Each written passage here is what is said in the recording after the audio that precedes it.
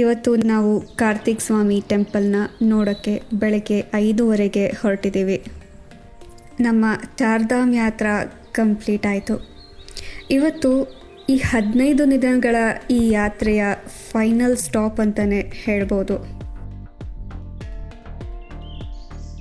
ಎಲ್ಲನೂ ಚೆನ್ನಾಗಾಯಿತು ಅಂತ ಖುಷಿ ಒಂದು ಕಡೆ ಆದರೆ, ಮತ್ತೊಂದು ಕಡೆ ಇವತ್ತೇ ಕೊನೆ ದಿನ, ನಾಳೆ ನಾವು ಡೆಲ್ಲಿಗೆ ಹೊರಡಬೇಕು ಅನ್ನೋ ಬೇಜಾರು ಮತ್ತೊಂದು ಕಡೆ. ಮೊದಲಿಗೆ ಈ ಕಾರ್ತಿಕ್ ಸ್ವಾಮಿ ಟೆಂಪಲ್ ಎಲ್ಲಿದೆ, ನಾವಿಲ್ಲಿಗೆ ಹೇಗೆ ರೀಚ್ ಆಗ್ಬೋದು ಅಂತ ತಿಳ್ಕೊಳ್ಳೋಣ. ಈ ಟೆಂಪಲ್ ಇರೋದು ರುದ್ರಪ್ರಯಾಗ್ನ ಕನ್ನಕ್ ಚೌರಿ ಅನ್ನೋ ಒಂದು ಹಳ್ಳಿಯಲ್ಲಿ. ನೀವು ನಿಮ್ಮ ಸಿಟಿಯಿಂದ ಮೊದಲಿಗೆ ಹರಿದ್ವಾರ ಅಥವಾ ರಿಷಿಕೇಶ್ಗೆ ತಲುಪಬೇಕಾಗತ್ತೆ. ಅಲ್ಲಿಂದ ಪಬ್ಲಿಕ್ ಬಸ್ ಅಥವಾ ಶೇರ್ಡ್ ಟ್ಯಾಕ್ಸಿ ಮೂಲಕ ರುದ್ರಪ್ರಯಾಗ್ ರೀಚ್ ಆಗಬೇಕು. ರುದ್ರಪ್ರಯಾಗಿಂದ ಕನಕ್ ಚೌರಿಗೆ ಮತ್ತೊಂದು ಶೇರ್ಡ್ ಟ್ಯಾಕ್ಸಿ ಮೂಲಕ ಬರಬೇಕಾಗತ್ತೆ.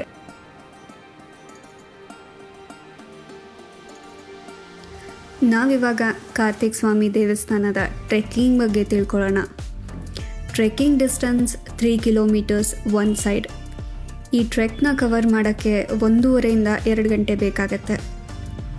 ಈ ಟ್ರೆಕ್ಕಿಂಗ್ನ ಸ್ಟಾರ್ಟಿಂಗ್ ಪಾಯಿಂಟ್ ಕನಕ್ ಚೌರಿ.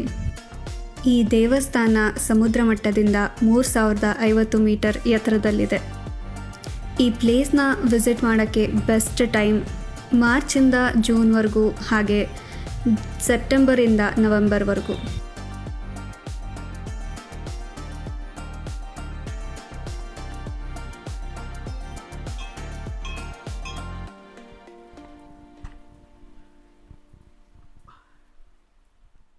ಅಕಾಮಿಡೇಷನ್ ಬಗ್ಗೆ ಮಾತಾಡೋದಾದರೆ, ಕನಕ್ ಚೌರಿನಲ್ಲಿ ನಿಮಗೆ ತುಂಬ ಲಿಮಿಟೆಡ್ ಆಪ್ಷನ್ಸು ಸಿಗತ್ತೆ.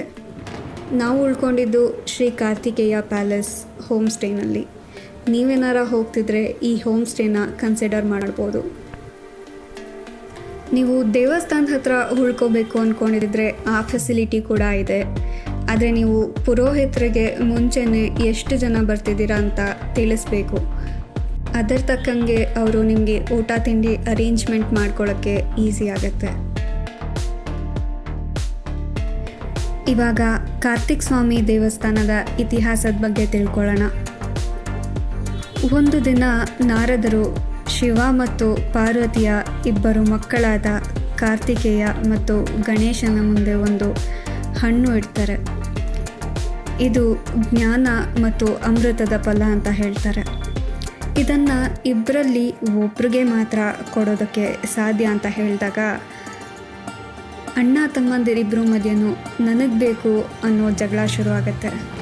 ಇದನ್ನು ಬಗೆಹರಿಸೋಕ್ಕೆ ಶಿವ ಮತ್ತು ಪಾರ್ವತಿ ಅವರಿಬ್ಬರಿಗೆ ಒಂದು ಕಾಂಪಿಟೇಷನ್ನ ಏರ್ಪಡಿಸ್ತಾರೆ. ಈ ಕಾಂಪಿಟೇಷನ್ನಲ್ಲಿ ಯಾರು ವಿನ್ ಆಗ್ತಾರೋ ಅವರಿಗೆ ಈ ಒಂದು ಫಲನ ಕೊಡಲಾಗುತ್ತೆ ಅಂತ ಹೇಳ್ತಾರೆ. ಕಾಂಪಿಟೇಷನ್ ಏನಂದರೆ, ಈ ಜಗತ್ತಿನ ಸುತ್ತ 3 ಸುತ್ತು ಹಾಕಿ ಯಾರು ಮೊದಲಿಗೆ ಬರ್ತಾರೋ ವಾಪಸ್ಸು ಅವರು ವಿನ್ನರ್ ಅನ್ನೋದು. ಹಾಗೆ ವಿನ್ ಆದವರಿಗೆ ಆ ಫಲ ಸಿಗತ್ತೆ ಅನ್ನೋದು. ಇದನ್ನು ಕೇಳಿಸ್ಕೊತಿದ್ದಾಗೆ ಕಾರ್ತಿಕೇಯ ಅವರ ವಾಹನದ ಮೇಲೆ ಕೂತು ಪ್ರದಕ್ಷಿಣೆ ಹಾಕೋಕ್ಕೆ ಅಂತ ಹೊರಡ್ತಾರೆ. ಆದರೆ ಗಣೇಶ ಅಲ್ಲೇ ಇರೋದನ್ನು ನೋಡಿ ಪಾರ್ವತಿ ಮತ್ತು ಶಿವ ಕೇಳ್ತಾರೆ, ನೀನು ಯಾಕೆ ಹೊರಟಿಲ್ಲ ಇನ್ನೂ ಅಂತ. ಆವಾಗ ಗಣೇಶರು ಹೇಳ್ತಾರೆ, ನನಗೆ ನೀವೇ ಜಗತ್ತು ಅಂತ ಅವರ ಸುತ್ತ 3 ಸುತ್ತು ಹಾಕಿ ಪ್ರಣಾಮಿಸ್ತಾರೆ. ಅದಕ್ಕೆ ಆ ಕಾಂಪಿಟೇಷನ್ನಲ್ಲಿ ಗಣೇಶ ವಿನ್ ಆಗ್ತಾರೆ. ಆ ಫಲ ಅವರಿಗೆ ಸಿಗುತ್ತೆ. ಸ್ವಲ್ಪ ಹೊತ್ತಿನ ನಂತರ ಕಾರ್ತಿಕೇಯರು ವಾಪಸ್ ಬಂದಾಗ ಇದನ್ನು ನೋಡಿ ಬೇಜಾರಾಗತ್ತೆ. ಯಾಕೆ ಅಂತ ಕೇಳ್ತಾರೆ, ಕೋಪ ಮಾಡ್ಕೋತಾರೆ. ಆನಂತರ ಬೇಜಾರಿನಲ್ಲಿ ಈ ಪರ್ವತದ ಮೇಲೆ ಬಂದು ಅವರು ದೇಹ ತ್ಯಾಗ ಮಾಡ್ತಾರೆ. ಅವರು ದೇಹ ತ್ಯಾಗ ಮಾಡಿದ್ಮೇಲೆ ಉಳಿದಂಥ ಅಸ್ಥಿ ಇದೆಯಲ್ಲ, ಇವತ್ತಿಗೂ ಆ ಅಸ್ಥಿಯ ಪೂಜೆ ಆಗುತ್ತೆ. ಇದು ಈ ದೇವಸ್ಥಾನದ ಒಂದು ಕತೆ.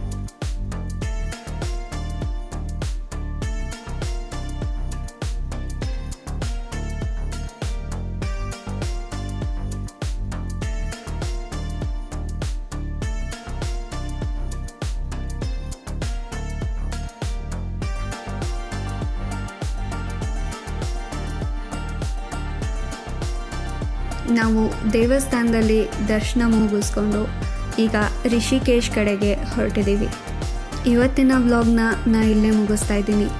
ಈ ವ್ಲಾಗ್ ನಿಮಗೆ ಇಷ್ಟ ಆಗಿದ್ದರೆ ಖಂಡಿತ ಲೈಕ್, ಶೇರ್, ಕಮೆಂಟ್ ಮತ್ತು ಸಬ್ಸ್ಕ್ರೈಬ್ ಮಾಡೋದನ್ನು ಮರಿಬೇಡಿ. Thank you for watching.